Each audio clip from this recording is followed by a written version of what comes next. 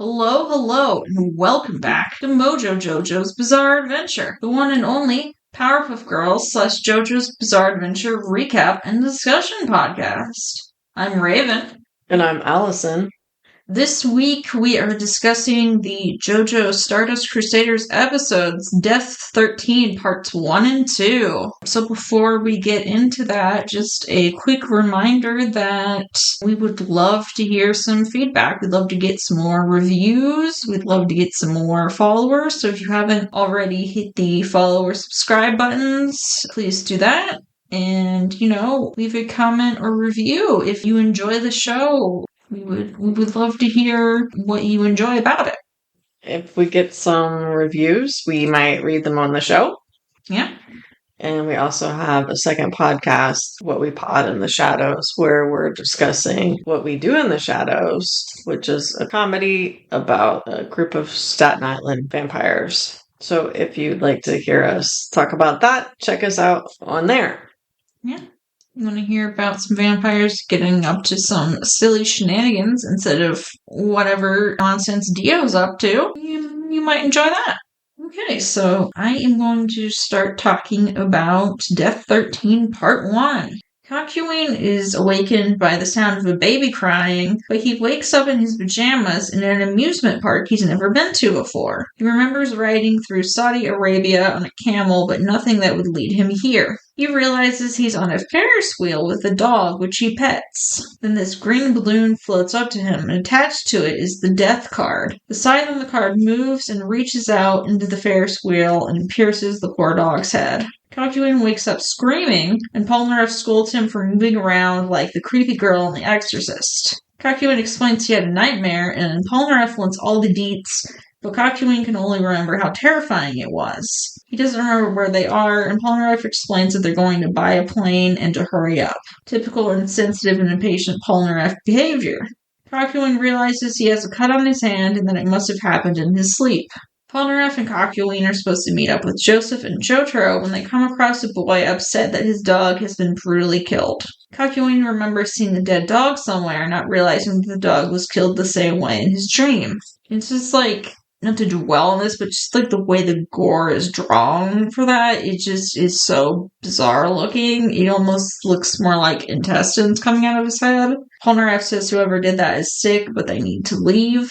Joseph is arguing with a man who he set up a plane rental with. The guy says he can't rent them the plane now because there's a sick baby that they need to fly to a hospital because there's no doctor in town. He offers to get it to them tomorrow night, which pisses Joseph off because Holly's life is on the line too. The guy's like, "Do you want to get this baby killed?" And Joseph just grumbles. The lady with the baby is like, "Wait, there's plenty of room on the Cessna for the four of you and a baby. Let's kill two birds with one stone by having them take the baby to the doctor." Kakyoin notices that the baby already has teeth. Joseph initially objects because of danger to the child, but they end up taking him anyways. Joseph flies the plane, and they're all like, "The plane should be safe. We made sure it's on a stand and everything." Jotaro says he's more worried about Joseph flying, considering he's been in 3 plane crashes. As the Joestar group flies away, the lady reveals it's not her child, but a baby she found by the well that morning. She says she felt she had to get the baby on the plane. Polnareff and Kakyoin fall asleep on the plane and wake up back in Kakyoin's amusement park dream with the dead dog. Kakyoin tries to explain the danger, but Polnareff poo-poos him and makes ice cream and popcorn appear. Kakyoin tries to knock some sense into him by explaining that he and the dog were attacked by an enemy stand user in the dream, but Polnareff tells him that he's being paranoid because he had a dream about stands. They then hear the voice of the stand user coming from the dead dog's wound. A megaphone appears from within the dog and tells them they're stupid. Polnareff only becomes concerned when his ice cream becomes worms on the cone. They try to summon their stands, but can't get them to come out and fight. Death 13 attacks Polnareff and is like, "Isn't it romantic to die in a dream?" Death 13 is about to take out Polnareff with his scythe. Only a stand can defeat a stand. When he's woken up by Joseph, who wants him to change the baby's diaper, leaving Kakyoin alone in the dream. Polnareff remembers having a nightmare, but not what it's about. Polnareff is disgusted that the baby pooped his diaper, seemingly not knowing what diapers are for. He wraps the baby up with way too much fabric and makes Jotaro help him pin it. Kakyoin freaks out in his slumber, yelling, kicking, and flailing in his sleep. He kicks Joseph in the head, which makes Joseph lose control of the Cessna. Meanwhile, in the dream realm, Death 13 scolds Kakyoin for making the plane lose control, saying he'll kill them both. Kakyoin then realizes that the baby is the stand user, and Death 13 is like, duh, I'm a baby and a genius. He makes eyeballs fall out of the eye holes of Death's mask and into Kakyoin's mouth so he can't talk. Kakyoin starts cutting into his skin with a knife, trying to wake himself up, but it doesn't work, and they're still crashing. Death 13 is like, you're in my world, I control everything here, including you. You can't just wake up by hurting yourself with your tiny knife. The eyeballs that fell into Kakyoin's mouth earlier then start growing legs. Joseph uses Hermit Purple to right the plane just in the nick of time. Death 13 threatens to kill Kakyoin by crushing his heart, making it look like he died of a heart attack, which he says would be natural causes, and I'm like, he's 17, how would that be natural causes for a teenager unless he had a heart condition? Joseph gloats about righting the plane, then immediately crashes into a palm tree. They make camp near the wreckage. Polnareff scolds Kakyoin for making the plane crash, telling him it's his fault. Kakyoin again doesn't remember his dream, so he's not sure what happened. Joseph says it's probably just fatigue making him act strangely. Jotaro says that the baby's fever has broken, and Joseph's like, good, if anything happened to this little guy, I'd never forgive myself, and plays peekaboo with him. Polnareff's like, that's not even funny, he's not telling any jokes, he's just covering his face a whole bunch. Jotaro says that the radio survived, and Joseph decides they should use it to call for help for the baby's sake, even if it alerts Dio. Kakyoin discovers cuts on his arm that spell out baby stand in his handwriting, but doesn't remember hurting himself. He realizes that he was trying to warn himself about the baby being a stand user. The baby freaks out when he realizes Kakyoin's onto him and is surprised he was clever enough to carve letters into himself while in the dream. Kakyoin picks up the baby roughly, which makes the baby cry and alerts the others. Kakyoin is like, whoops, I didn't mean to be so rough with him, but hides his arm with the cuts from the others. Everyone's concerned because of how Kakyoin is behaving. The baby gloats because the others think he's McFrickin' losing it. To be continued. I got one thing to say. Lolly ho. Also, 4 men and a baby. This baby's like freaking creepy. I know I haven't gotten too far into his creepiness yet, but the baby is creepy. I'm not sure why the town or whatever trusted just 4 strange men to take the baby. Yeah. Although it wasn't any of their baby. It's like they just found it. So maybe that's partly why they allowed such a thing. Probably. And like not only did it have teeth, but they looked like vampire teeth. They were like curved. Yeah. Yeah, it's like anytime like, especially if it is a dog, but an animal appears, I'm like, the thing's gonna die. Yeah. At this point, and watching JoJo, I don't get excited when I'm like, oh, a puppy or anything. I'm just like, how am I going to see this poor thing get killed? So, I mean, all of them, I'm assuming, slept, but for some reason, the first time, unless they don't remember, like it was just Kakyoin affected. Yeah. At first. So, I mean, if it had been a different person, I don't know, they always have Jotaro being pretty clever also. But I don't know if it had been Gramps or Polnareff, if this would have turned out as well. Probably not if it was Polnareff, and he just seems to think that everything that the baby does is stupid too.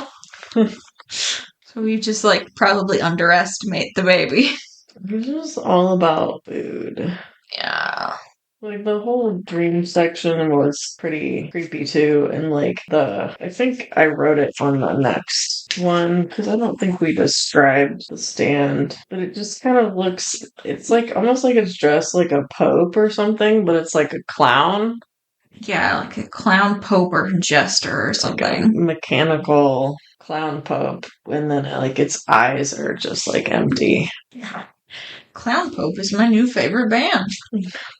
So, yeah, just like the whole dream sequence and like with the dog and like it's kind of like this almost like a Technicolor amusement park, just like real bright colors. And I don't know. I'm not really buying an 11-month-old baby as a stand user and like a genius. Like the kid just wouldn't have those thought processes yet. Like, there can be other ways, like, a child is advanced, but I don't think it would be like a murderer and like be able to like outsmart like four adults. Yeah, yeah. I just don't think it would have like the capacity for evil, or that like a baby would even want to like hurt a dog. Yeah, like why would it want to work for Dio? Why would it want to kill anyone? That's like a really big head. Yeah. This like wasn't like super cute. So like it just is like I don't know, like the dream section is just kind of scary and creepy, and like they can't bring their stands out, and then only a stand can kill another stand, so they're kind of at death's mercy while they're asleep in the dream. And then it seems like once they wake up, because Polnareff was with Kakyoin this second time, they don't remember what happened in the dream.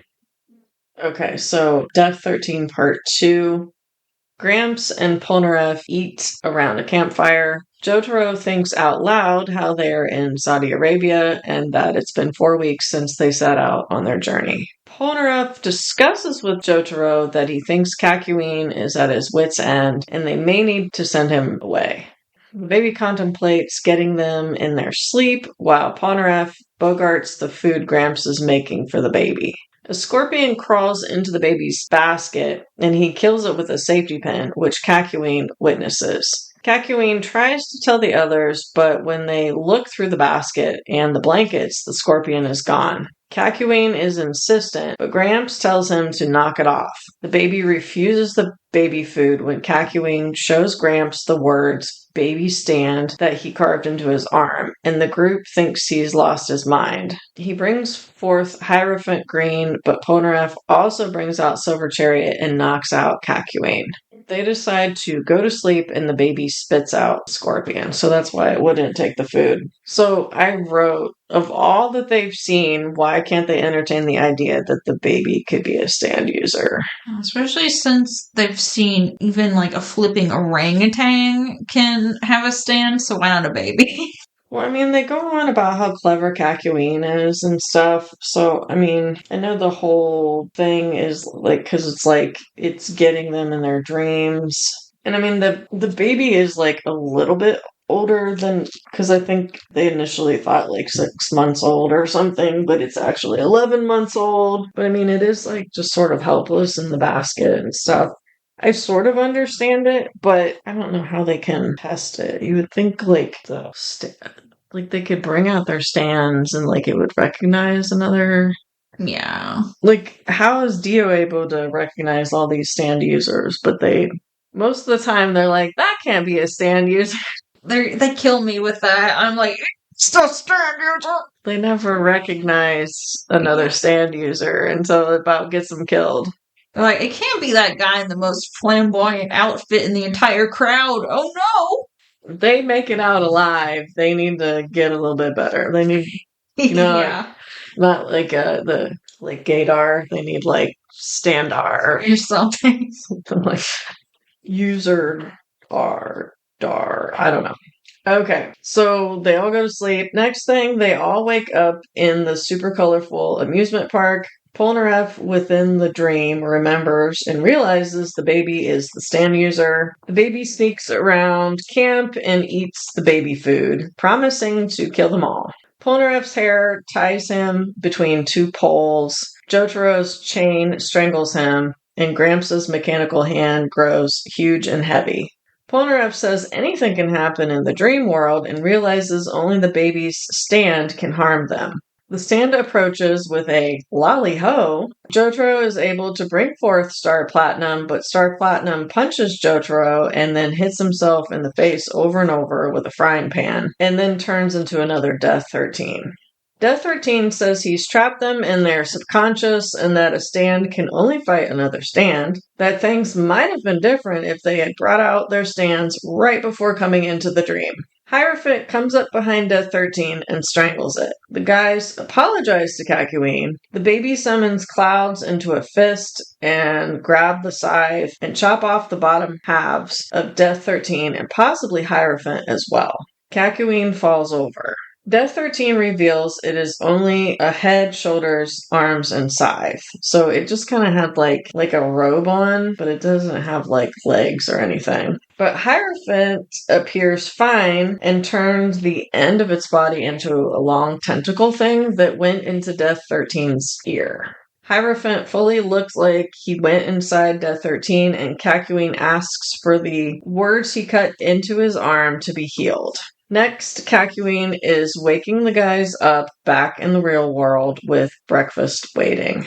They can't remember the dream and are surprised Kakyoin seems fine and the wounds are gone. Kakyoin goes to change the baby's diaper and tells the baby he won't hurt him and that he remembers everything because he brought Hierophant into the dream. He says to stay away or he will be punished and put some of the baby's poop in the baby food. They plan to drop the baby at the next town. Gramps and Polnareff team up to get the baby to eat the contaminated food. The Joestar group have crossed the Arabian Peninsula and are crossing the Red Sea, but Jotaro notices they are going the wrong way. Gramps says they are heading to meet a man important for their journey. So, they're on a boat and they're heading toward an island. I don't know if I explained that well in the dream. It kind of did come to an abrupt end. Yeah. That's kind of how dreams are, anyways. So again, the baby's just super creepy. I don't know. I feel like at least half these sand users they've let live. So I'm is this a good thing? Are they gonna show back up at a later point? Is this baby gonna show back up? Or Whole Horse got away, right? Yeah, Whole Horse got away. Some of them weren't. I mean, we know Centerfold was killed, and of course his mom. But a lot of the other ones didn't necessarily die. Yeah, I think it's maybe about half and half. Yeah. I mean, if the baby's this powerful or whatever at 11 months old, I feel like we should keep tabs on this kid. Yeah. And we're just he needs to go back to his mom. He murders his mom. Yeah, he could just, anyone in their sleep kill them. Yeah, he's like baby Freddy Krueger. Yeah, I don't know. My favorite part, I enjoyed when Hierophant Green snuck up on Death 13 and also was lollyho, so then he thought that it was just another copy until he started getting strangled. Yeah. I did enjoy that. Though and I feel like it was a very teenage boy thing of Kakyoin to go, I'm gonna feed you your own poop because you tried to kill me. Yeah. Well, really, he didn't do it. It was yeah. Gramps and Polnareff. Yeah, I mean, they didn't know that's what they were doing, but yeah. I almost feel I know it's a baby, but I almost feel maybe it should have been taken out. So it's a very powerful stand that kid had. Or it just needs to be I don't know, sedated or something, or freaking creepy. I don't know how far it can reach. Did it have to be right there with them to get them in their dream? Because they can send it off, but once they go to sleep again, can it reach them? I don't know. Yeah, I don't know what the reach is. There's some stands where they could have the stats for them and the reach and stuff. I don't really look into that much, but someone probably has that for Death 13. Maybe because it's a baby, it's not super powerful. Perhaps. And then, I mean, it did have, Kakyoin in his grasp 3 times and still didn't take him out. It's it was scary, but I don't know. It was kind of moved slow and everything. It could have killed them, but it kind of wanted to, seemed to want to draw it out and maybe make them scared. Yeah, I kind of wanted to, metaphorically, play with his food first. But it's I don't know. I guess maybe we don't ever find out. But the motivation and why it hated them so much, and I don't know. I get with a contract killer or something. It's not really personal. It's just a job, and you're getting paid. But I don't know that if all of these guys are professional killers. So it's you'd have to most of the time when murders occur, it's some sort of thing where you're angry or scared or something, and that's why you kill. Right, yeah. And it's usually someone that the victim knows. So it's just kind of, I don't know. It's just odd thinking of a baby as a murderer. I guess it kind of like goes back to that. I forget the name of that stand that was a doll. Just kind of like a little Chucky-ish with this kid. Yeah. I could see how the kid has Chucky vibes too. Of course, Chucky was like a 35-year-old murderer or something. Yeah, he was a grown-ass man. Inside the body. Yeah, and he did like a spell so that when he died, his soul would go into the doll. So, like, I don't know if I explained it super well, but they don't remember this dream at all, but Kakyoin does. And so he had the baby heal the arm. So it was almost like they thought they imagined that whole thing, that he had a beef with the baby and that he kind of was weird the night before. He gaslit his friends. Yeah. And then he, like, blackmailed a baby. Yeah. So I'm kind of curious to see who they're gonna meet on this island, and I'm kind of glad the creepy baby will be gone. Yeah. Alright, so I guess I will talk about my trivia for these 2 episodes. The baby, Death's 13th stand user, is named Manish Boy after a Muddy Waters song. He was not named until years later, and his name was confirmed in the art book JoJo A Go-Go. His catchphrase Lolly Ho is a reference to the sleep spell in the game Dragon Quest. Death in tarot represents change, transformation, endings, transition, letting go, and release. Death is the most misunderstood card in tarot. It symbolizes not a literal death, but a metaphorical one. Death is the harbinger of transformation, a reminder that you must shed the old and familiar to become something new. You must break old habits and release what hinders you to make room for something greater. In the Rider-Waite Tarot, Death is a skeletal knight astride a white horse carrying a flag with a white pattern on it and the number 13 in Roman numerals. A king and 2 commoners, a woman and a child, stand begging before him. And I thought I'd also talk about the reverse, since I haven't been doing that super consistently, but the reverse, Death, presents resistance, stagnation, immobility, and obsession. I mean, I feel like this seemed like a literal almost interpretation of death here. Yeah, yes, I pulled agree. aside, it was just like kind of a creepy clown pope looking robotic thing, but it did have the scythe. It was just very colorful. So the next 2 episodes is called Judgment Parts 1 and 2. And that will be one of 2 more episodes that we will be discussing before we switch back over to the Powerpuff Girls. Yeah, the one after that is also a 2-parter as well. And then we will talk about Powerpuff Girls Season 3 before we come back to the second half of Stardust Crusaders. So yeah, they have like made it to Egypt finally. Yeah. But Gramps is making a detour at this island, crossing the Red Sea. Yeah. Like a little boat instead of like, maybe Moses was a stand user guarding the Red Sea. I think in one of the later parts, they confirmed that Jesus was the first JoJo. So Moses being a JoJo isn't that far off.